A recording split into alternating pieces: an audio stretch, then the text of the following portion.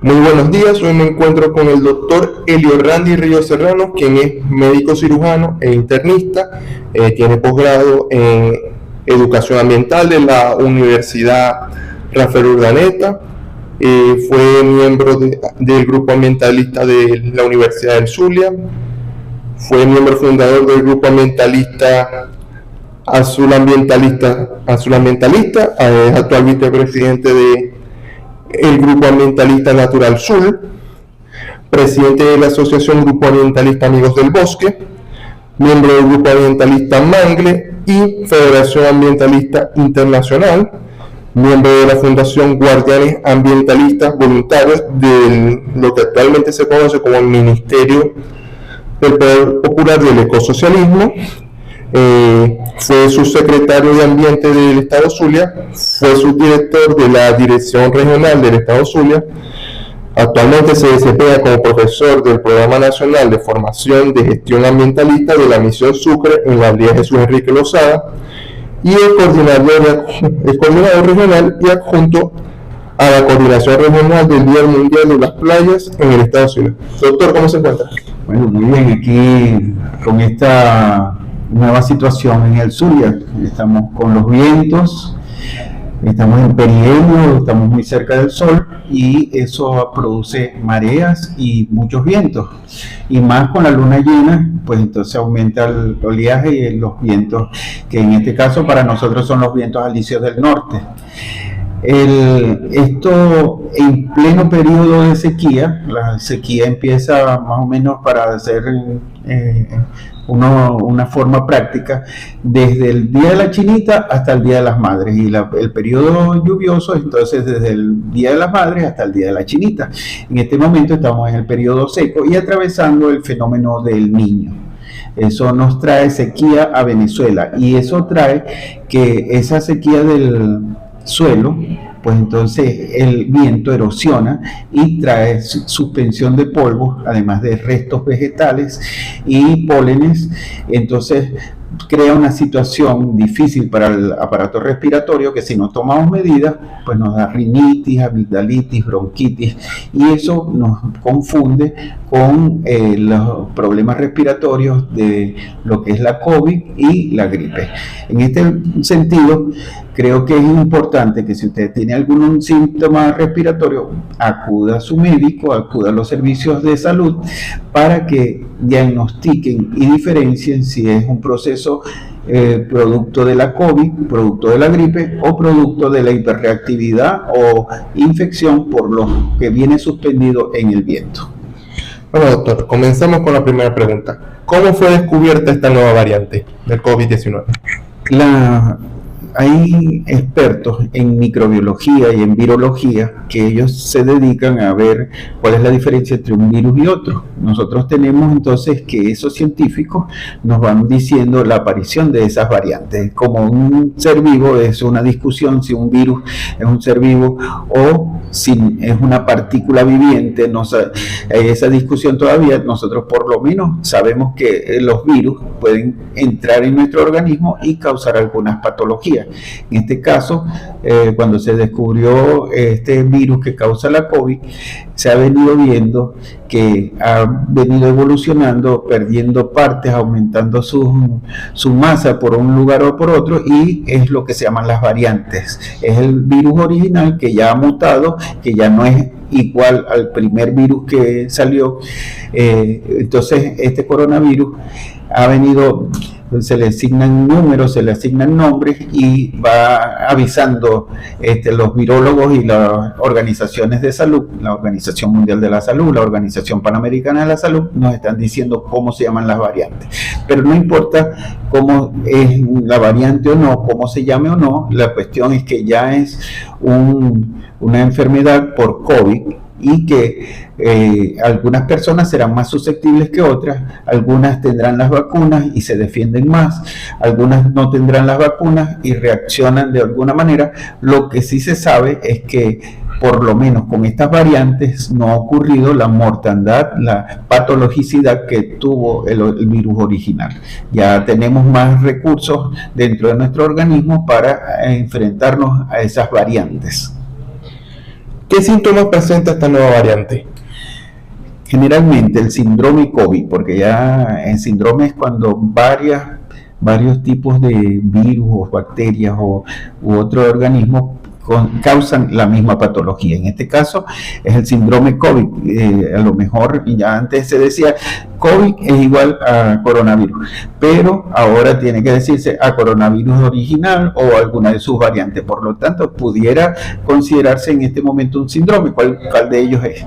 Pero no importa cuál es, todos tienen síntomas respiratorios. Lo primero, se puede afectar las fosas nasales, y allí en las fosas nasales, desde el original y alguna de sus variantes, además de producir inflamación, rinitis, sinusitis, puede producir la afectación del nervio que cubre a las fosas nasales, que es precisamente el nervio olfatorio, y entonces disminuye la capacidad de racionar de cuál es el olor que uno está percibiendo o no percibe el olor.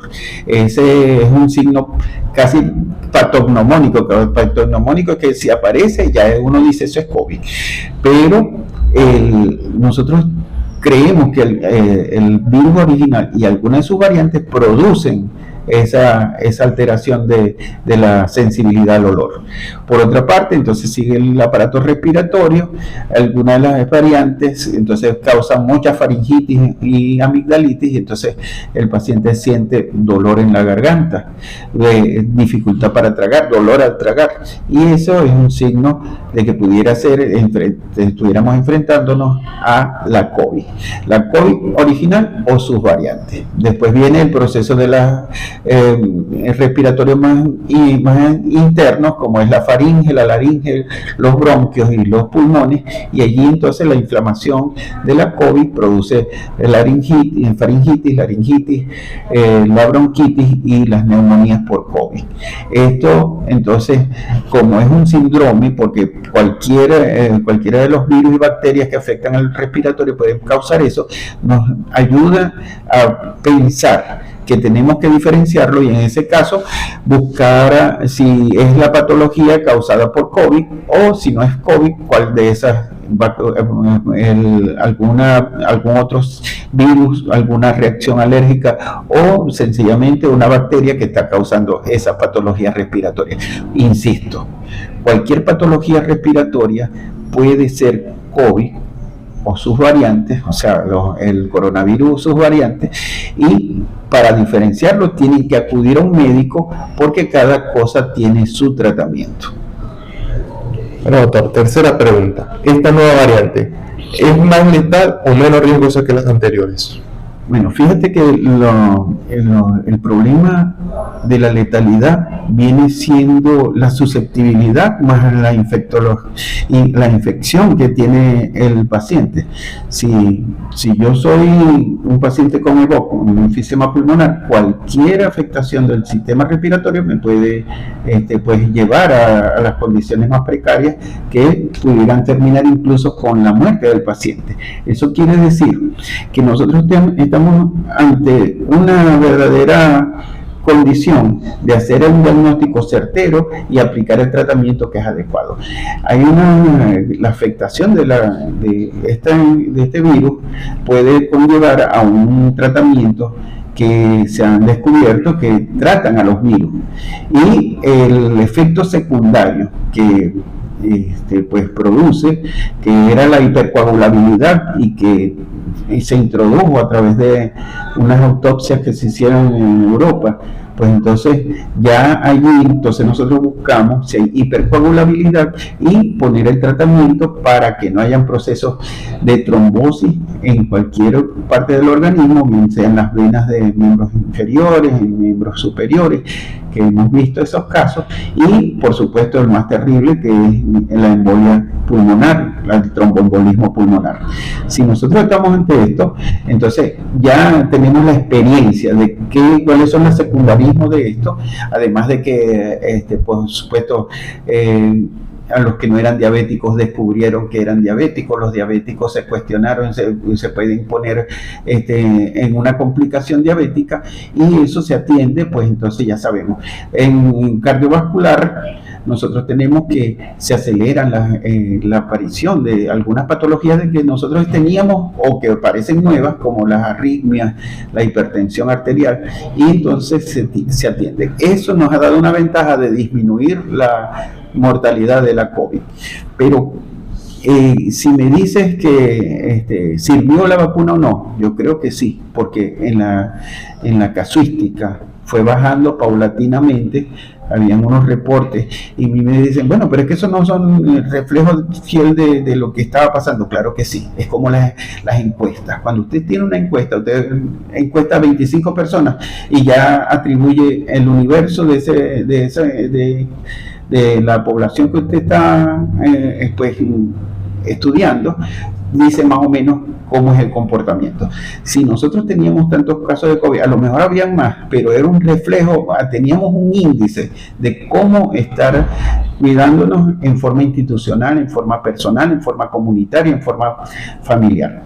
Nosotros creo que tenemos un compromiso con que esas estadísticas nos dicen que tenemos que interpretar la situación a través de los resultados de las estadísticas que nos muestran. Insisto, habrá que a lo mejor no se llevaron todos los casos de COVID, no se llevan todos los casos de COVID, pero esa es una muestra que nos dice cómo ajustar nuestras recomendaciones hacia la comunidad, hacia la familia, hacia las personas, y cómo estar ante la presencia de una persona con enfermedad respiratoria, considerar si es o no es COVID. Nos induce más todavía en estos momentos con las fiestas de diciembre, pues entonces todo el mundo se abrazó, se besó, que lo teníamos prohibido, dejaron de usar mascarillas, entonces ya debe haber un pequeño repunte sobre la COVID, sobre la gripe, y con la presencia de estos vientos, pues la aparición de hiperreactividad respiratoria superior. Es importante que por eso pudiéramos estar avasallando con tanto conocimiento, que eso es conocimiento médico, sí, pero déjele eso al médico, acuda al médico para diferenciar cuál es la enfermedad que usted tiene respiratoria en este momento, y que, vuelvo a decirlo, si es la COVID original o sus variantes, ya hay, y por supuesto la variable de que si usted se vacunó o no, pues entonces nos hace más accesible al triunfo terapéutico con el paciente. ¿Se han presentado casos de esta nueva variante en Venezuela? Bueno, eso correspondería a las autoridades de los institutos nacionales. El Rafael Rangel, creo que es que se llama, quedaría la presencia. Nosotros todavía tenemos en salud pública, debe haber un registro de eso. Nosotros, igual que el dengue, estamos tomando las muestras para enviarlas al Instituto de Higiene Nacional, y así ellos pueden identificar. O sea, toda la casuística de lo que es las enfermedades infecciosas, pues entonces pudieran hacerse a través de esa relatoría que tiene el Ministerio del Poder Popular para la Salud, a través de su Instituto de Investigación de Higiene, y entonces así uno pues entonces saber si esta variante está o no. En estos momentos no sé si la última variante ha entrado a Venezuela, pero de que coexisten el virus original con sus variantes, pues es una verdad que y recuerda que la verdad es un reflejo de las investigaciones. Es decir, que tampoco hay cifras oficiales de casos que se hayan presentado en Venezuela. Sí, realmente desde el punto de vista científico sería importante, pero desde el punto de vista clínico no revela una importancia crucial, porque, vuelvo a decirte, el síndrome ese llamado COVID, que es un complejo del virus original, ocasionado por un complejo, bien sea por el virus original o por otros de sus variantes, pues se tratan adecuadamente en un paquete, pues en un protocolo que nosotros seguimos, que podemos hacer el tratamiento antiviral y por supuesto el tratamiento sintomático de lo que vaya padeciendo el paciente. Lo importante es diagnosticar, ¿es la COVID o no es la COVID? Y allí entonces poner esto. Vuelvo a decirte, las variantes no tienen el efecto tan severo como lo tenía el virus original, y además de eso tenemos la ventaja de que mucha gente se vacunó. Por lo menos no sabemos si habrá inmunidad de rebaño, pero por lo menos la masa de Venezuela que se vacunó fue una masa importante, por lo cual disminuye la mortalidad y la casuística de casos de COVID en Venezuela. ¿De qué forma se contagia esta nueva variante? Los virus respiratorios, en el caso de la COVID, igual entran por la parte superior del sistema respiratorio, es decir, por las fosas nasales, o si usted respira por la boca porque tiene permanentemente la nariz tapada, las fosas nasales tapadas, pues entonces entra por la parte superior, por fosas nasales o por la faringe, a través de donde está el istmo de la fauce, que está allí las amígdalas, y está la faringe en la parte posterior. Esa es la puerta de entrada, nuestras fosas nasales y la boca.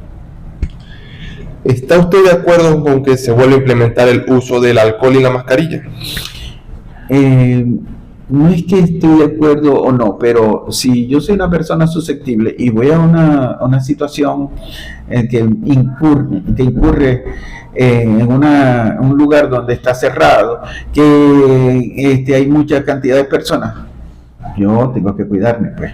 O sea, a lo mejor soporto la COVID, pero yo prefiero no enfermarme. Y, por supuesto, en forma masiva ya no está indicado, y creo que es importante que si yo soy susceptible tengo que saberlo. Pues si yo no sé lo que soy, entonces puedo ser susceptible a adquirir la COVID y, por supuesto, a mí me pasa un caso muy curioso. Yo que he sido tan susceptible en la parte respiratoria, desde que usamos la mascarilla, a mí me ha dado 2 veces solamente gripe en 4 años. Antes yo tenía 2, 3 gripes, 4 gripes, 5 gripes al año, y por supuesto a mí me dio una vez COVID, ya vacunado. Fue terrible de pensar, porque tantas pérdidas que tuvimos como compañeros, amistades, familiares que tuvieron COVID, algunos salieron, pero otros sucumbieron en el camino, y eso aterra, y por lo tanto nosotros tenemos que cuidarnos. Nosotros acá en Full Hipertensión, que es donde laboro, pues exigimos que vengan con su mascarilla y que los médicos y todo el personal tenga su mascarilla. ¿Por qué? Porque una de las manifestaciones de la COVID son las enfermedades cardiovasculares, como te dije. Es la hipertensión, aparece o se exacerba la hipertensión, y puede aparecer arritmia y otro tipo de patologías cardíacas. Pero entonces una de las manifestaciones, en un grado porcentaje menor al 20%, sí, pero de cada 100 personas que llegan aquí, 20 van a tener alguna manifestación de COVID, han tenido una manifestación de COVID, y es preferible usar la mascarilla dentro de la institución.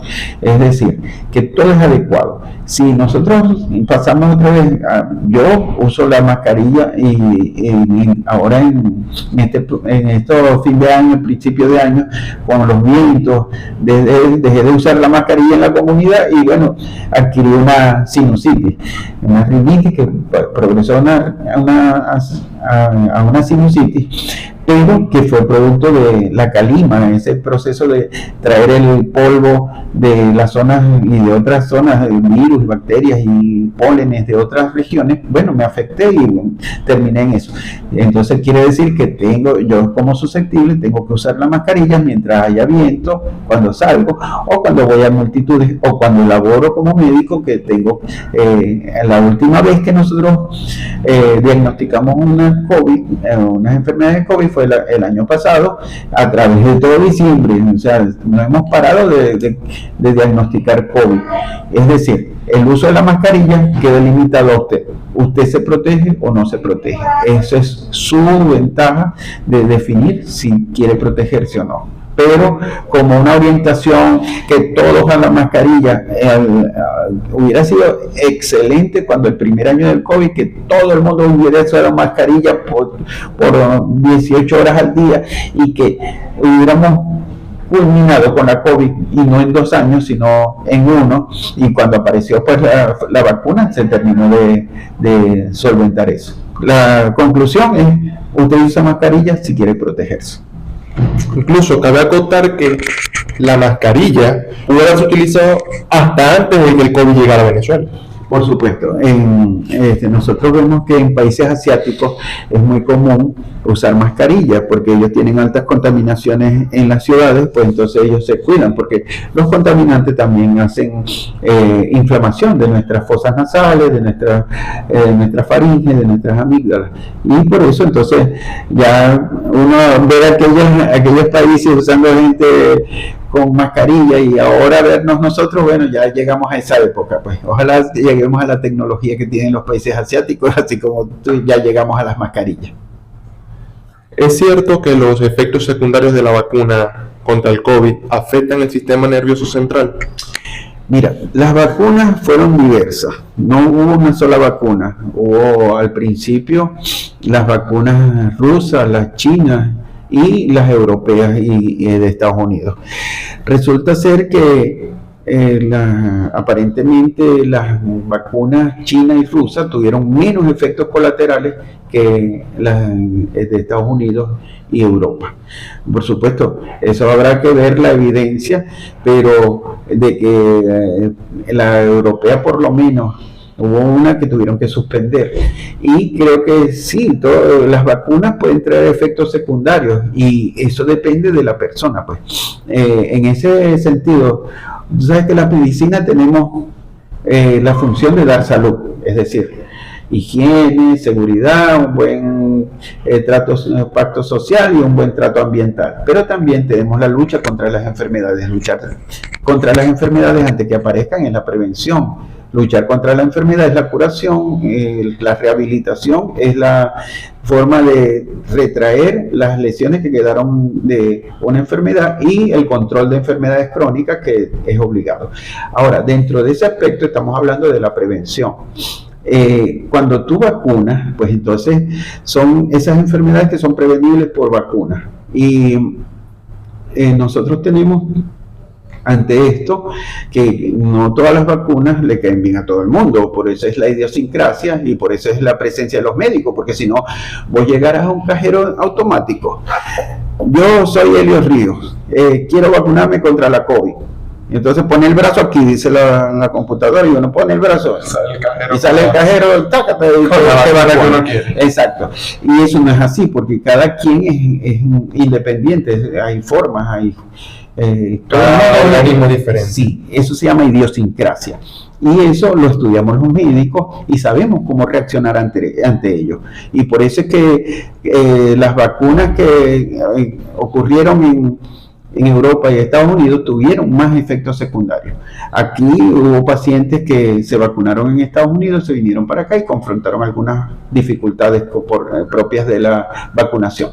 Pero en general, el porcentaje de afectación es muy poco y están conocidas, y ya tenemos que tenerlas presentes ante la presencia de un paciente con alguno de esos síntomas, pues entonces podemos enfrentarlo. Doctor, usted, desde el punto de vista de ambientalista, el ambiente como está ahorita en el Zulia, el suelo está seco, hay mucho viento, aparte en Maracaibo el clima es muy caluroso, ¿tiene algo que ver con la variante? Bueno, la susceptibilidad sí. Si nosotros somos personas que estamos saliendo y el viento nos trae la calima y podemos estar susceptibles de inflamación de las fosas nasales, pues entonces a lo mejor pudiéramos nosotros contraer también COVID más fácil. Y por supuesto, como te dije, había que diferenciar qué pasa con Maracaibo, que nosotros usamos mucho aire acondicionado, y esos cambios de temperatura entre más caliente y más frío, pues entonces nos hacen susceptibles a las enfermedades infecciosas respiratorias, a las alergias respiratorias, y entonces pudiéramos estar en presencia de más susceptibilidad ante la COVID. Pero para la COVID tenemos que tener una persona que tenga COVID para que nos pegue a través de la gotita de Fluger, que llegue a nuestras fosas nasales, y allí entonces el virus hace todo lo demás. Se instala en las fosas nasales y después se reparte por todo el organismo. Claro que sí tiene que ver un poco, es un factor de riesgo para adquirir la COVID. Ahora, usted sabe que normalmente cuando pasan sucesos de gran magnitud, en este caso la pandemia, aparecen muchas cadenas de WhatsApp, muchos rumores, pero hubo una especial que decía, según que la OMS había anunciado que no era necesario la cuarentena ni la mascarilla. ¿Usted está de acuerdo con eso? Mira, todo proceso respiratorio, todo proceso infeccioso necesita cuidarse de la persona que está afectada y cuidarse los que tienen que ver con esa persona. Hay medidas que se tienen que tomar y que aquí en Venezuela, por ejemplo en la pandemia, la epidemia venezolana más todas las epidemias de todos los países hizo lo que se llama la pandemia. Eso es lo que es una pandemia, una suma o la distribución de una epidemia en varias regiones, y entonces por eso se dice pan, todo el mundo con la enfermedad, es lo que quiere decir pandemia. Ahora, dentro de lo que descubrimos, nosotros teníamos idea de que nuestros abuelos habían padecido los tiempos de la gripe española, la mal llamada gripe española. Esa gripe, pues entonces, pues en tiempos que no se tenía muchos conocimientos sobre la materia, pues arrasó también y no tenemos verdaderamente el alcance que tuvo esa enfermedad, pero con aquellos rumores, con todo lo que nosotros, esas películas que uno ve, pandemia, muerte en yo no sé dónde, en un barco, bueno, eso nos ayudó a pensar de que, y los epidemiólogos nos orientaron, que sí, que había que tener un tipo de cuidado, disminuir los contactos con personas externas, disminuir las masas poblacionales en un solo sitio, no estar esa cuarentena fue buena y limitó todo lo que, limitó bastante lo que era la contagiosidad del virus causante de la COVID.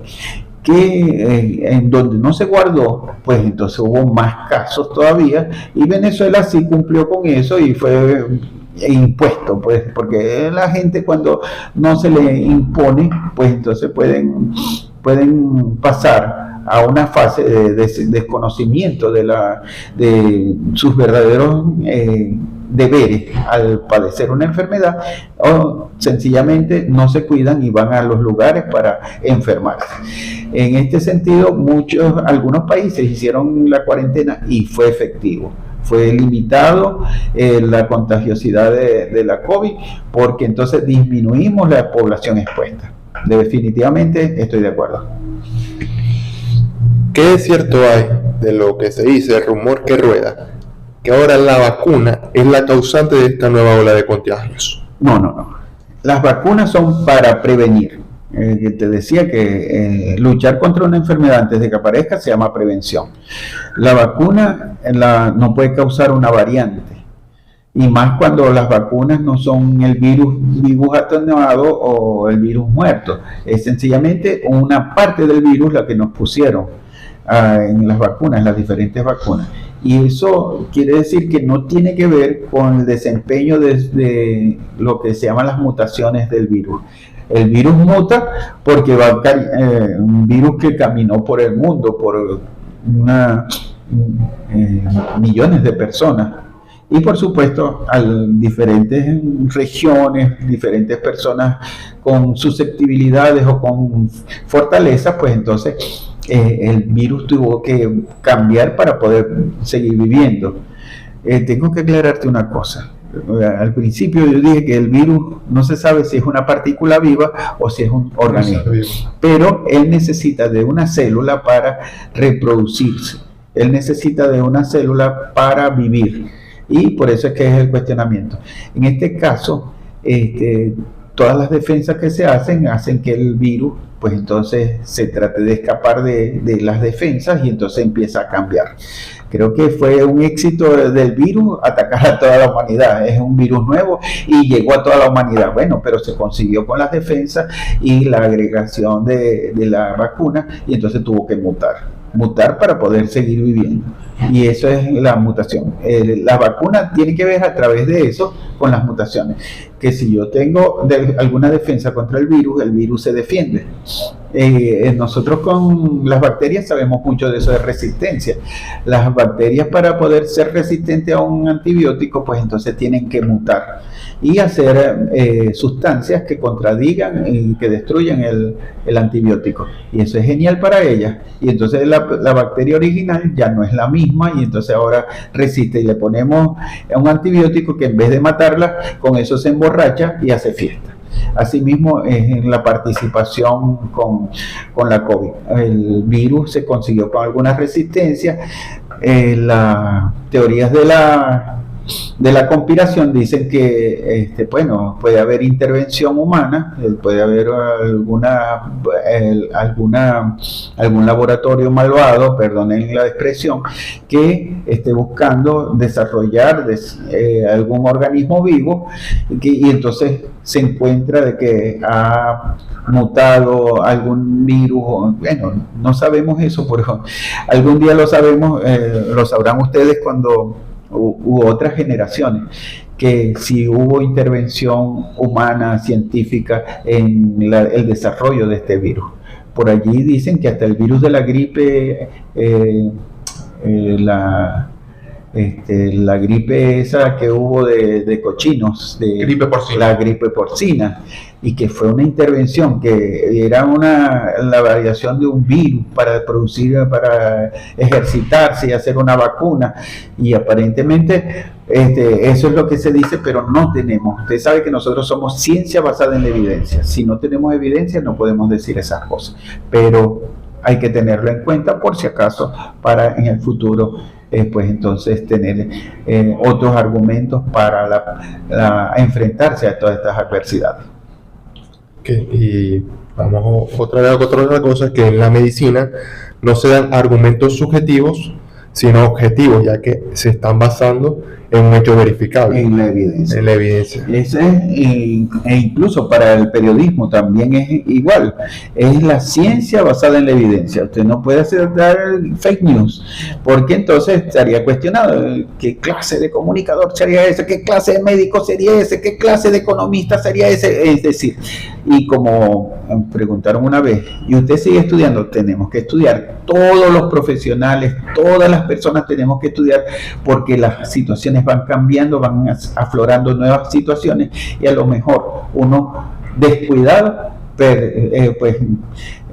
sucumbe ante la nueva realidad. Tenemos que seguir estudiando y por supuesto la evidencia es crucial. Si no tenemos evidencia, sería un comentario, sería libre pensamiento, pero no un acto científico. Y eso atentaría tanto como a la credibilidad de usted como médico, como a mi credibilidad como periodista, e incluso perderíamos hasta la licencia. Sí, si se demuestra que uno lo hace intencionadamente, no descuidadamente, sino intencionadamente, es peor todavía, porque tiene tiene oculto algunas cosas que quiera que pasen o que les beneficie en forma personal a las personas. Eso no puede existir. Y volvemos a decir, en cuanto a la COVID, la evidencia es que la pandemia disminuyó con las vacunas y que las variantes pues las hemos soportado mejor, y que ha disminuido tanto la contagiosidad como la mortalidad del virus. Doctor, ya para finalizar, ¿cree usted que con esta nueva variante podríamos volver a confinamiento? Bueno, eso nos daría la experiencia. Primero, saber si está la variante, y segundo, si nosotros somos capaces de soportar esa. Usted sabe que cuando no había llegado la COVID aquí, pues yo, en una entrevista, pues yo quise adelantarme un poco, que nosotros como venezolanos, como venezolanas, tenemos muchas dificultades porque vivimos en el medio de todo. Es decir, no vivimos en la parte norte del mundo ni en la zona sur, estamos en el centro. Estamos rodeados. Entonces, tenemos condiciones aquí en Venezuela de costa, de páramo, de selva, de desierto. Tenemos muchas cosas que son tan variadas y como dicen por ahí, a uno lo ponen a caminar descalzo desde chiquito. Yo decía, bueno, lo que venga lo vamos a soportar. Pero no sabíamos la contundencia que iba a tener este virus. Y cuando empezó la gente a sucumbir, nos asustamos mucho. Fueron muchas de estas personas. Estamos viendo cómo se presentan estas variantes, esta última variante que ha salido, que no tenemos que tener el reporte del Instituto de Higiene del Ministerio del Poder Popular para la Salud. Y así entonces saber. Pero por lo pronto, sí, hay más casos de COVID, pero vuelvo a decir, vinimos de las fiestas de diciembre, el 24, 25, 31 y 1, y además los Reyes, que todo el mundo está de fiesta, teníamos tiempo que no teníamos mejores condiciones, estuvimos abrazándonos, dándole gracias a Dios que estamos vivos y que nos abrazamos mucho, nos besamos mucho, nos alegramos de estar en parrandas, en vendimias, bueno, hubo tantas actividades que por supuesto tenían que aumentar las enfermedades respiratorias. Lo único que no aumentó fueron las conjuntivitis, porque no tenía que ver con piscinas ni con playas, pero definitivamente teníamos que tener por lo menos nos salvamos de algo. Sí, que teníamos que tener un aumento de las enfermedades respiratorias. Doctor, ya para cerrar, una reflexión que le daría a todos los venezolanos. La reflexión es que confíen en sus médicos. Y por allí vi muchas cosas que vienen llegando de otros países, que tremendos médicos, tremendas médicas las venezolanas en Chile están asombrados que uno abraza a los pacientes, que uno habla con los pacientes, que le ve la cara a los pacientes, que los toca. Eso, mis hermanas que están allá en Estados Unidos me dicen, no, mijo, si vos sois el mejor médico del mundo. Y yo no soy el mejor médico del mundo. No, es que aquí para ir al médico eso es un problemón, y entonces no te ven y el médico no te habla, y entonces uno tiene que decirle, pero bueno, en fin, confíen en la medicina venezolana, una de las mejores medicinas del mundo. No tenemos que tener tantos diagnósticos complementarios, porque ya con la clínica, es decir, hablando con el paciente, examinando al paciente, ya uno tiene una idea de lo que tiene, que es lo que adolecen en otras partes aparentemente, porque por ejemplo en Estados Unidos te mandan a hacer todos los estudios para ver qué es lo que tenéis vos. Ya nosotros tenemos dicho qué es lo que tiene uno y más o menos qué exámenes se tiene que hacer para comprobar, y ya te damos el tratamiento antes de comprobar eso. Y entonces por eso es que confíen en la medicina venezolana, es muy buena. Y por supuesto, aliméntense bien, pues tengan hábitos saludables, hagan las cosas con seguridad, tengan un buen pacto en su familia, en la comunidad, y además de eso, cuiden el ambiente. Muchas gracias, doctor, por concederme la entrevista. Fue un honor para mí estar enfrente. Agradecido. Yo siempre digo, los doctores, aparte de los policías, que son conocidos como los héroes de azul, los bomberos, que son conocidos como los héroes de rojo, ustedes son héroes de blanco. Porque mientras muchos de nosotros, me incluyo, durante la cuarentena estamos en nuestras casas, ustedes estaban exponiéndose, trabajando 24/7, muchos no podían ver a su familia. No, y no solamente eso, porque mucha gente, y ya, perdóname que haga este inciso, pero los médicos de ambulatorio, los médicos de consulta, pues lo dieron todo también. Y entonces no los reconocen en su justo peso, porque fueron los que enfrentaron la mayor caso de COVID que hubo en la pandemia. Los médicos y todo el personal de ambulatorios y de las clínicas en las consultas. Creo que es bueno hacerle un homenaje a ellos, a todos los que trabajaron en ese periodo, a ellos, a ellas, a todo el personal. Hubo mucho personal, quedó menos del 20% del personal en los ambulatorios, pero esos que trabajaron lo dieron todo. Y gracias a Dios, donde estuvimos nosotros, tuvimos éxito con esa cuarentena y todas las medidas que teníamos, que nadie entraba sin mascarilla, así como lo hacemos ahora aquí en Fondo Hipertensión. Y fue un éxito para el personal y para todos los pacientes que acudieron y sus familiares que acudieron a esas instituciones. Bueno, lo repito, muchas gracias, doctor, por su colaboración. Sin más nada que decir, reportó para ustedes Johannes Rincón desde Fondo Hipertensión. junto al doctor Elio Randy Ríos. Hasta luego.